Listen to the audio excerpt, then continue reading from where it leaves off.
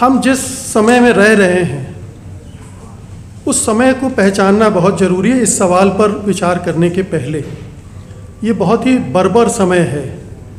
एक ऐसा समय है जब हम देख रहे हैं कि हमारी एक एक करके तमाम संवैधानिक संस्थाओं को ढहाया जा रहा है। एक एक मतलब अब तो हम लोग जो सबसे आखिरी उम्मीद होती थी सुप्रीम कोर्ट, उसको भी शक की निगाहों से देखते हैं कि पता नहीं इस मसले पर इसका क्या स्टैंड होगा, क्या फ़ैसला आएगा, और डरे हुए इंतज़ार करते हैं कि फ़ैसला आने पर क्या हमें सुनने को मिलेगा।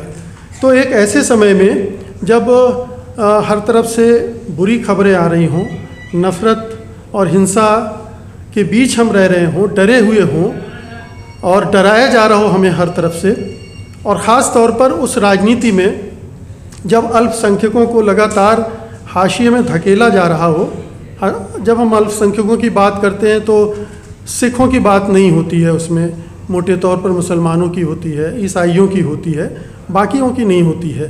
तो हम सिखों को बेशक अल्पसंख्यक हैं, जैन भी अल्पसंख्यक हैं, लेकिन क्या कोई उनको अल्पसंख्यकों की नज़र से देखता है? मेरे ख्याल से नहीं देखता है। इसलिए हमें ये दो जो समुदाय हैं इनको अलग करके ही इस सवाल पर विचार करना पड़ेगा। तो मेरा कहना यह है कि जिस तरह का विमर्श चल रहा है उसमें अगर हम पसमानदा के सवाल को खड़ा करते हैं, आगे ले जाते हैं मुसलमानों के एक फ्रेम के अंदर में, तो उसकी प्रतिक्रियाएं किस तरह से होंगी, किस तरह से उसको लिया जाएगा। और ये हम देख रहे हैं कि ये सवाल उठा तो बहुत सारे राजनीतिक दलों को सांप सूंघ गया। वो कहीं से कोई प्रतिक्रिया नहीं आई, किसी ने कुछ बोला नहीं। क्यों नहीं बोला? बल्कि ये कि देखिए कि हर मुसलमानों से जुड़े किसी भी सवाल पर अधिकांश दल चुप्पी साध जाते हैं, वो प्रतिक्रिया नहीं कर रहे हैं। प्रतिक्रिया नहीं कर रहे हैं, इसकी दोनों वजह हैं। सबसे बड़ी वजह तो यही है कि एक जो पॉलिटिक्स चल रही है हिंदू मुसलमान की, उसमें तुरंत जो भी राजनीतिक दल मुसलमानों की हिमायत में खड़ा होगा, बोलेगा, उसे तुरंत हिंदू विरोधी करार दिया जाएगा और उसके खिलाफ इस तरह से प्रचार किया जाएगा कि एक ध्रुवीकरण की पॉलिटिक्स को उसमें बल मिलता है, मौका मिलता है। और हम जानते हैं कि केवल ये राजनीतिक स्तर पर नहीं, मीडिया के स्तर पर भी यही हो रहा है। मीडिया भी इस नरेटिव को, इस विमर्श को मजबूत करने में, पुख्ता करने में योगदान दे रहा है। तो ऐसी सूरत में जब ये माहौल हो जिसमें मुसलमानों के पक्ष में एक भी बात बोलने से ये ध्रुवीकरण का खतरा बढ़ता जाता हो, तो राजनीतिक दलों से आप कैसे अपेक्षा कर सकते हैं कि वो इस सवाल पर, पसमानदा के सवाल पर खड़े होंगे और मुखर होंगे। ये एक विडंबना है, या आप कह लें कि कैश 22 वाली सिचुएशन है, जहाँ पर पसमानदा का सवाल है, वाजिब सवाल है, उस पर सोचा जाना चाहिए। ये एक प्रश्न ये इस पर सोचा जाना चाहिए कि क्या पसमानदा के सवाल पर पहले क्यों नहीं बात उठी। मोदी के पहले छिटपुट स्तर पर कुछ बात होती रही, लेकिन पहले कोई भी राजनीतिक दल, आप बिहार को छोड़ दें जहाँ पर मेरे ख्याल से अली अनवर साहब की कोशिशों से ही जनता दल यूनाइटेड के एजेंडे पर ये पसमानदा का सवाल आया, जब वो अति पिछड़े, अति दलित और पसमानदा को जोड़ने में लगे, अपनी एक अलग तरह का एक जनाधार तैयार करने की कोशिशों में जुटे, तो उन्हें वहाँ ये बात सूझी। लेकिन राष्ट्रीय स्तर पर कभी ये उस तरह से बड़ा प्रश्न नहीं बन पाया। तो ये सोचा जाना चाहिए क्यों नहीं बन पाया। सबसे बड़ी दिक्कत यही है कि मुसलमानों के पक्ष में बोलना ही इस समय एक बड़े अपराध के तौर पर देखा जाने लगा है। भले ही वो कितने ही वाजिब और ज़रूरी सवाल हों, उन पर बोला जाना बहुत ज़रूरी हो। जब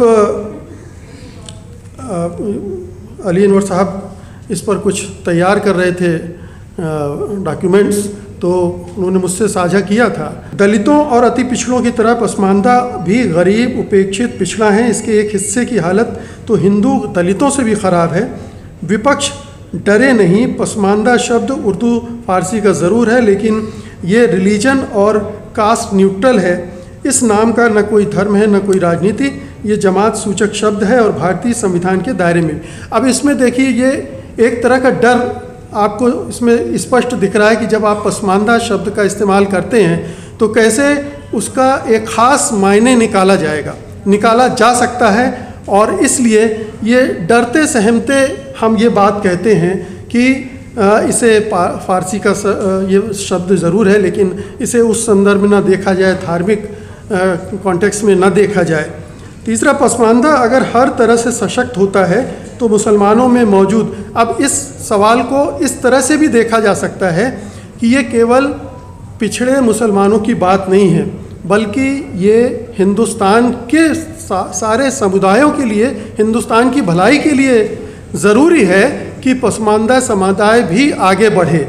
इसलिए मैं इसको आइडेंटिटी पॉलिटिक्स से अलग रखने की तरफ सोचता हूँ कि जैसे ही हम एक आइडेंटिटी पॉलिटिक्स में पसमानदा मुसलमानों की बात करने लगते हैं, एक अल्पसंख्यक आइडेंटिटी के साथ इस सवाल को जोड़ देते हैं, तो एक ख़तरा फिर पैदा हो जाता है कि इस मुद्दे को सुना ही ना जाए।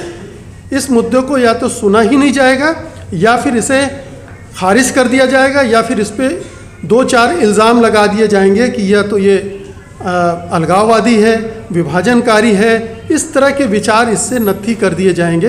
ये खतरा मुझे इसमें दिखता है।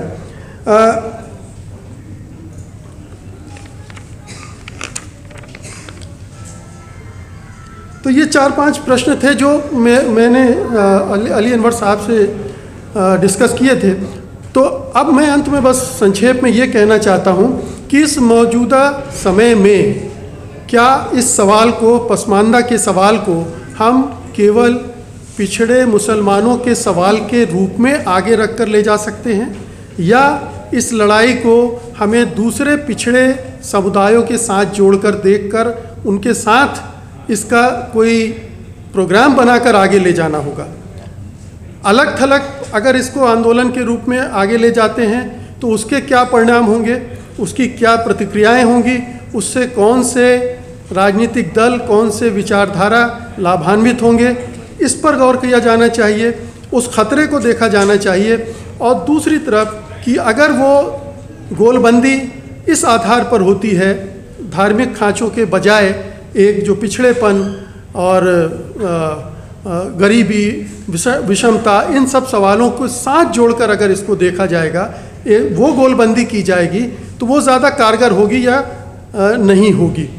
मुझे लगता है कि ये एक फिर वही सवाल है कि यहाँ पर हम एक धर्म संकट में फंसे नज़र आते हैं कि जब हम उस तरह से सोचने की कोशिश करते हैं तो उस तरह के लोग इन सवालों पर सोचने के लिए कोई बड़ा कदम उठाने के लिए तैयार नहीं होते हैं।